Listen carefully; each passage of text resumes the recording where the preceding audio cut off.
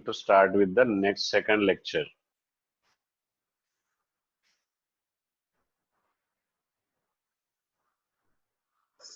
Okay, today's topic is P block. Okay, P block and 16th group, and we are in the second lecture of the P block. Okay, so today we are going to concentrate on the allotropes. We are going to concentrate on the main two topics, allotropes, as well as there is a one more conceptual topic, that is inert pair effect. Okay, most of the people have misunderstood this concept, inert pair effect, and are what they are doing, just they are by hearting. Okay, but because of the inert pair effect, there are many questions are coming in the indirect way. Until unless you don't understand the real meaning of the inert pair effect, why it happens, two things you should understand.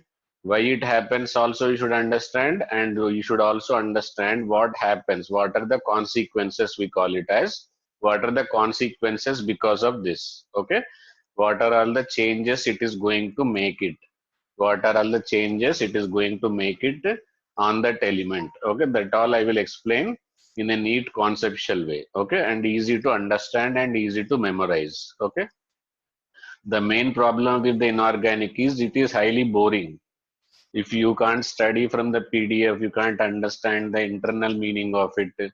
That's why the video lecture is the best tool to understand inorganic. Okay, now I will make you to understand the reasons also, logics also. Okay, the students, what they are doing when they don't know the logic, just they will mug up. Okay, now today we are going to start with the allotropes. 99% of the students don't know what is the difference between allotropes and isomers. Anybody of you are aware of it? Isomerism and allotropes. What is the difference? 90%, 99% of the students don't know. Okay, because they will think that inorganic is the subject which you need to just mug up. Okay, so when you stop thinking that, then you will start acting it. Okay, on it. That's why here isomerism is for molecules. Allotropes are for elementary state. Which state? Elementary state. Suppose when I talk about the hydrocarbon, complete hydrocarbon. Okay, when I talk about the complete hydrocarbon are some molecules. Okay, like ethyl alcohol and dimethyl ether. It is a molecule. There I cannot say allotrope because it is a molecule. Okay, if it is in elementary state, if it is in which state? Elementary state, then we can talk about the allotrope. Okay, allotropes are defined for elementary state, isomers are defined for the molecule state. Okay, for molecules there will be difference in, for molecules there will be difference in structural arrangement or stereo arrangement. Here only structural arrangement. What will be the difference? Structural arrangement, like distance may be different, physical properties may be different. Okay, so that is the difference between the allotropes and isomers. Isomers are for molecules, allotropes are for elementary state. Allotropes are for what? Elementary state. Okay, now we are going to study in this topic. We are in the introduction of the P block. We are not started anything regarding the molecules. That's why we are talking about the elementary state only. Once we talk about the elementary state, means we are talking about the allotropes only. Okay, so oxygen in the elementary state, two types of molecules, two types of elementary molecules are there. They are oxygen and ozone. Okay, so they should be considered as allotropes, not as a isomers, because they are the elementary state. Elementary means only one type of element. You are not worried about how many atoms are there, but you should be worried about how many types of atoms are there. If n number of atoms are there, let us take S8. Okay, it is elementary state. If you write it as a S8, it is elementary state. But if I write SO2, this is compound state. Okay, for compounds, what we talk about? Isomerism. For elements, what we talk about? Allotropism. Okay, so in allotropes, there are how many types of allotropes in oxygen? Two types of allotropes, dioxygen and ozone. Allotropes of oxygens are how many? two. What are those? Dioxygen and ozone. Okay. Even in the oxygen, we generally concentrate on the gaseous form only. We are generally concentrate on the gaseous state only. But when it is cooled below it over a lower temperature, when it is cooled to a lower temperature, then what happens? It changes its color. Actually, it is a paramagnetic. Everybody know. Okay. In the chemical bonding, molecular orbital theory was successful just because of oxygen only. Okay. The other points like Vesper theory, valency shell, electron pair repulsion theory could not explain about the paramagnetic nature. Okay. Then it is explained on the basis of molecular orbital theory. Then it is explained on the basis of what? Molecular orbital theory. Okay, wherein there will be how many unpaired electrons? Two unpaired electrons are there. Okay, but number, if there are any unpaired electron, there is a chance of color also. Okay, color and magnetic properties are the consequences of presence of unpaired electron. If a molecule contains, if a substance contain unpaired electron, it will possess how many properties? Two properties. That is, magnetically it will be paramagnetic. If number of electrons are more, then it is going to be ferromagnetic. Okay, at least one or two unpaired are there, they will be paramagnetic. Three or more than three unpaired are there, they will be ferromagnetic. Okay, and in oxygen molecule being the consisting of two unpaired electron, it is paramagnetic. It is well known fact, but it is also colorful gas. But color is intensity of the color is less in the gaseous state. Okay, so that is explained over here. Understood? Same oxygen gas, when it is in solid state, it is deep blue color. Okay, when it converts into liquid state, pale blue color. When it converts into gaseous state, it is also blue color, but our eye cannot differentiate such low intensity of the blue color. Low intensity of the blue color cannot be identified by our naked eye. Understood? So if we see through the well equipped optical instruments, then we will be able to identify blue color in the gaseous state also. Intensity of the color is less in gaseous state, furthermore increased in liquid state, and furthermore increased in the gas solid state. So it is completely blue color in the solid state. Understood? Now all of you I think understood about the what are the allotropes, so how it differs from the isomerism. Isomers and allotropes. How many oxygen allotropes are there? Two allotropes, oxygen and ozone. In oxygen also colored in nature, but the color is different in different physical state. Okay, now we completed about the allotropes, okay, of the oxygen. Now we will start about the allotropes of the sulfur. Okay, sulfur is the element of 16th group, which shows sulfur is the element of 16th group, which shows maximum number of allotropes. Okay, highest number of allotropes are shown by highest number of allotropes are shown by S sulfur in the 16th group element. Okay, so to make the study very easy, like carbon also shows many types of allotropes in the 14th group. Okay, in the 14th group, there is a chance of many number of allotropes available. So then what we done there, we divided it into the different types. Like crystalline and amorphous. Okay, different types like crystalline and amorphous. Okay, so to avoid the confusion, why we have done that? To avoid the confusion. Similarly, we are going to do it here also. Okay, so in sulfur, we classified into basically two types. Okay, but what are those? Crystalline and amorphous. In crystalline, they are divided into three types. Okay, alpha, beta, and gamma. They are divided into how many types? Three types. Okay, What are those three types? Alpha sulfur, beta sulfur, and gamma sulfur. Okay, and in amorphous form also they are further divided into three types: plastic sulfur, milk sulfur, and colloidal sulfur.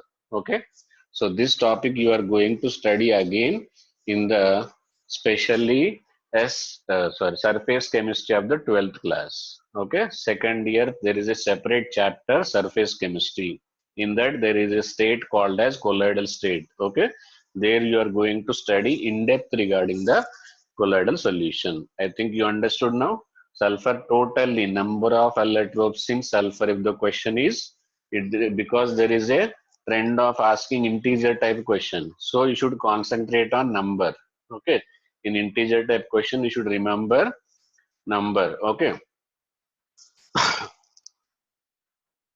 Okay, so crystalline and amorphous. In crystalline, alpha, beta, and gamma, and in amorphous, plastic, milk, and colloidal. Okay, so these are the types of crystalline and amorphous amorphous. Okay, but we are going to study in depth about the alpha and beta. Okay, alpha form is also commercially called as rhombic sulfur. Beta form is also called as monoclinic sulfur. What it is called as? Monoclinic sulfur. Okay. Now, before studying this, you should know about the Y atomicity of the sulfur. Okay. See, catenation. There is a property called as catenation. Okay. So, catenation depends upon the two things. Okay. Catenation depends upon the two things. Okay. Bond energy and number of bonds. Okay, number of bonds. Catenation means, I think everybody is aware of it. Catenation is just a self-linking property. What linking property? Self-linking. Okay, so when two or more than two molecules link up with each other, okay, two atoms of same, like carbon. If I'm talking about carbon, should keep on connected with carbon only. Sulfur, if I'm talking about sulfur, should connect only with the sulfur only. Okay. Likewise, there will be self-linking. Carbon should link with the carbon only. Nitrogen should link with the nitrogen only. Same way here, sulfur should link with the sulfur only. Okay. For better catenation, bond energy should be high and number of bonds, that is also called as valency. Is to avoid that confusion, I will clearly mention with the clarity word valency. Okay. So valency is bond capacity. Understood? Valency should be high. Understood? So as we move from left to right, catenation, how it varies? There is a irregular variation. There is a peculiar variation of the catenation. Okay. Catenation first increases. Okay. And reaches maximum. Reaches what? Reaches to a maximum. And again goes to zero. This is the zero, and here it is 1. Understood? So zero catenation is shown by which element? Inert gases, because they don't link up with any other element, because they don't have any need to form the bonds with any other element also. So then why they will form bond with the same element? Okay. So why it is? Because catenation improves from left to right because valency increases. What increases? Valency increases. Then why it decreases? Because valency decreases. Okay. So in terms of the valency, we can explain about the change in catenation. Okay. Maximum valency is shown by carbon. Hence, maximum catenation is shown by carbon. Carbon can form maximum 4 bonds. Understood? In covalent bonds with the carbon, with the same element. I am not talking about ionic bonds. Okay. Now let us see the variation of catenation property. Okay. So oxygen, sulfur, selenium, tellurium, and polonium. Okay. So this is a radioactive. You don't worry about it. Now catenation first increases from oxygen to sulfur, then decreases. Okay. So normally there should be either gradual increase or gradually decrease. So this peculiar property, okay, why it is increasing. Why oxygen should have maximum catenation or not? Because of its high bond energy. Okay. So actual variation should be like this. Down the group it should increase. Down the group what it should do? It should increase down the group.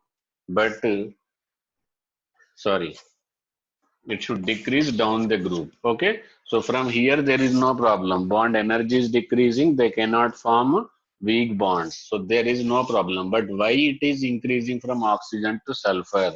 The problem is lying with oxygen. Okay. So oxygen have to form two different bonds, and oxygen can form same two bonds with the same element. Okay. Oxygen got chance two options. Either it can form two bonds with two oxygens, and it can also form two bonds with the same. Okay, but oxygen feels comfortable in this one. It does not have comfortability. Okay, instead of relating and going and asking, interacting with the two different oxygen, with the same alone oxygen, it can interact peacefully, as well as it can form bonds. Understood? So that's why oxygen catenation is maximum. To the third bond will be coordinate covalent bond. Okay. So catenation, maximum catenation of oxygen is how much? 3. Self-linking will be how much? Only 3. Okay. Now, in case of the oxygen, it is sulfur. This type of facility is not provided. Yesterday also, in the previous lecture also, I explained that sulfur cannot form p pi 5 bonds, multiple bonds due to its large atomic size. Due to what size? Large atomic size. Is it understood? Okay. So this is the down the group increases because of the higher tendency of the oxygen to form p pi multiple bond. It combines with the same element in more number of bonds rather than more number of element with the less number of bonds. Less number of bonds. Understood? So that is why sulfur shows the maximum catenation. Okay. This is one way of remembering. Other way of remembering is this is the graph for catenation. Okay. So here it is oxygen, sulfur, then keep on decreases. Okay. Maximum catenation is shown by the sulfur in the 16th group element. Okay. Now coming to the, as I told you, because of the higher catenation, it can exist in more number of allotropic forms. Total how many types of allotropic forms? Three types of allotropic forms. Okay. In crystalline, and three types of allotropic forms in the amorphous. Total number of allotropic forms are 6. Out of 6, we study only 2. What are those? Alpha and beta. Alpha is also called as rhombic sulfur. It is yellow in color. Most important part is alpha or rhombic sulfur. Second one is monoclinic sulfur. Okay.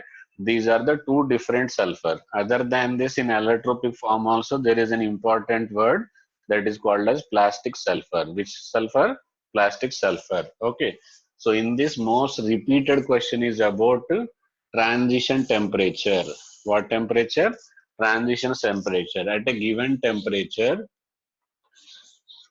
alpha, okay, and it is beta. Both can coexist. But when the temperature is exactly 95.5 degree, how much it is? So this is most important temperature. How much it is? 95.5 degrees Celsius is the most important temperature. If you could able to maintain this accurate temperature, then you will be able to see rhombic sulfur and monoclinic sulfur both together. Alpha sulfur is also called as what? Rhombic sulfur. What it is called as? Rhombic sulfur. And beta is called as monoclinic. Okay. So monoclinic, what is monoclinic? What is rhombic? That you will study in the 12th class solid state. Okay. The very first chapter of the physical in the second year is solid state. Okay. So in the solid state, rhombic, orthorhombic, monoclinic, what will be the different angles, interfacial angles, interfacial distances. There are some parameter like interfacial distances ABC. Okay, interfacial angles alpha, beta, and gamma. Okay, so based upon these values, they are divided into some Bravais lattice. There we call it as what? Bravais lattice. Okay, now rhombic and monoclinic. Okay, so if you increase the temperature beyond this, then this is more stable. Okay, above 95.5 degree, which is stable, rhombic sulfur. Below 95.5 degree, which is stable, beta. Okay, that is monoclinic sulfur. Understood? Now this is about the allotropes. Okay, so few things you should understand. Oxygen got two allotropes, alpha and beta. Alpha, beta, and gamma, and out of them all the three are called as crystalline allotropes. What they are called as? Crystalline allotropes. Okay, in the crystalline allotropes also alpha, beta is more important. The structures I will give a PDF. In that everything will be drawn. Okay, so instead of wasting the time for drawing them, so the concept behind it, that 95.5 degrees Celsius is most important. Okay, that is the temperature where both allotropes can coexist. Okay, now we will start with the next topic, that is IPE. What it is? IPE. Okay, so IPE is must for explaining about the oxidation states. Okay, IP stands for inert pair effect. Okay, what does it? IP stands for inert pair effect. The advantage of studying this topic now is it is useful everywhere, right from the 13th group up to 17th group. Every group of the P block is having this common topic, inert pair effect. Okay, so what is inert pair effect? First you should understand, and why inert pair effect is need to be studied, on what consequences it is going to show, that also you should understand. Okay, so in this group, if I take an example, you people can smartly apply in the all other groups. Okay, in other groups you need not to study. Okay, now NS2 NP4. Okay, this is the 16th group general configuration. What it is? 16th group general electronic configuration, GSEC, general electronic configuration. Okay, now if as of now, how many bonds it can form? Only two bonds it can form.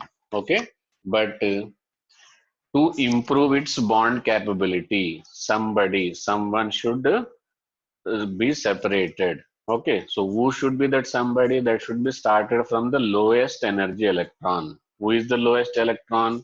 That is this one. Okay, so this should undergo transition from here to here to ND. Okay, so but this S subshell electron got some reluctance. What word we have to use? We have to use a most appropriate word called as reluctance. Okay, reluctance. Okay, reluctance means ALC. Okay, it is very negligible, negligence. It is also called as what? Negligence. Okay, so already it is in a good state. Already it is in a good state, fully filled as subshell. Okay, nobody wants to, nobody wants to do the,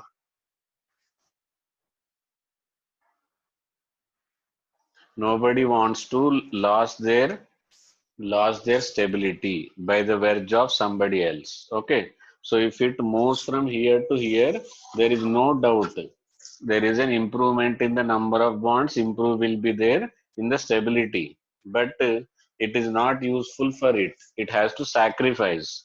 So that sacrificing tendency will be there when they are closely aligned with each other. Okay, now down the group, this tendency to jump, reluctance to show jumping from here to here decreases. Why it decreases? See, in case of the oxygen, okay, in oxygen there is no chance because D subshell is not there. Okay, in case of the sulfur, if I take, so in sulfur this is 1s, this is 2, and this is the 3. Okay, so here what happens? 3s, 3p and 3d. They are closely spaced. Okay. So once you are close with someone and ask for help to you, obviously what you will do, without thinking anything, you will start helping him out. Okay. That is the closeness. That is the advantage of closeness. Suppose this D subshell is in problem and it is very close to each other and it got does not have any maximum place to jump. Okay, there is no risk in jumping this much small place. Okay, so it will definitely go and jump and help him out. So that reluctance is less. Okay, now if I'm taking about oxygen, sulfur, selenium, tellurium, let us take tellurium. Okay, polonium is what? Radioactive, that's why I'm taking selenium. Okay, so in selenium, this is oxygen. Okay, sorry, 1s2, 2s2, 3s2. Okay, so 4s2 will be selenium tellurium. Tellurium will be 5s. Okay, so 5s will be somewhere around here. 5s will be somewhere around here. Okay, so once nucleus, that orbit becomes large enough. Okay, 5s will be somewhere here. Okay, 5p will be somewhere here and 5d will be somewhere here. Okay, so it feels a difficulty to jump from this place to this place. Okay, to to jump from this place to this place. Okay,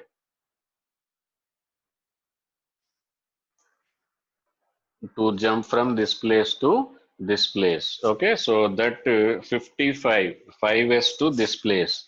To jump from here to here, what we have to do? We have to just give more energy. So because of that more energy, what we have to do? It shows some reluctance. That reluctance causes inert pair effect. Okay, so first I think everybody understood about the reluctance. Okay, now reluctance is the uh, shown by what? S subshell electron, and shown towards what? Towards the shown towards what?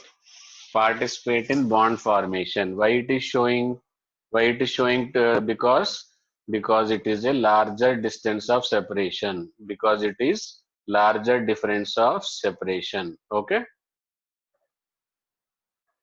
Okay. Now this is about the inert pair effect. Basic regarding the inert pair effect, I think, is it understood now? Okay. So inert pair effect is the reluctance shown by inert pair effect is the reluctance shown by the s subshell electron to participate in bond formation. Okay, to participate in bond formation. Now it is understood. Now what are the consequences? These consequences are more important. Two things we have studied. What is inert pair effect you have studied, and second thing what you have studied, because of inert pair effect, what it is going to happen. Okay, because of the inert pair effect, what it is going to show. Okay, so why it is showing inert pair effect is understood, and what happens if inert pair effect is there also understood. Now coming to the next topic, consequences. Okay, so this is NS2 and NP4. So because of this, there can be three oxidation state. How many oxidation state? Three oxidation state. What are those? -2, +2, uh, +4, and +6. Okay, these are the three oxidation state. Now we are not talking about the gaining of electron. -2 is not a criteria for this. Understood? So then we will talk about the +4 and +6. Okay. So down the group, because here participating is required in positive oxidation state only, not in any other oxidation state. Okay. So participating is required where? In the participating is required only in case of the positive oxidation state. Okay, so in the positive oxidation state, down the group inert pair effect increases. Okay, inert pair effect down the group increases. Why? It is already I told you, due to increase in atomic size. Due to increase in atomic size, what happens? The distance between the S subshell and D subshell will increase, and reluctance also increases. Okay, So if these are not participating, then +4 stability will be there. That's why +4 stability increases. Stability of +4 oxidation state will increase. Okay. And stability of +6 oxidation state, what happens? It will decrease. Okay. So there is no chance in the last. So there is no stability in the +6. Even though it forms, it is already reluctant. It is already reluctant. Therefore, what it will do? It will not participate in the bond formation. There is no chance in the last. Okay. So because of this, one more question also there, oxidizing property and reducing property. Okay. Suppose selenium and tellurium. Okay, this variation of oxidation state. This is for 16th group. Suppose in the next 17th group is there. NS2NP5. What will be the oxidation states possible if the electronic configuration is NS2NP5? Then what can be here? +5 and +7. Okay, so like that, if it is 15th group, it will be NP3. Then it is going to be +3 and +5. Likewise, same concept, but applicable in almost all groups. Okay, that's why the advantage of understanding this concept. Okay, now selenium and tellurium. Okay, I'm talking about +4 and +6. Okay. So oxygen, sulfur, selenium, and tellurium. Okay. So this is the position in the periodic table. What are these? These are the position in the periodic table. Okay.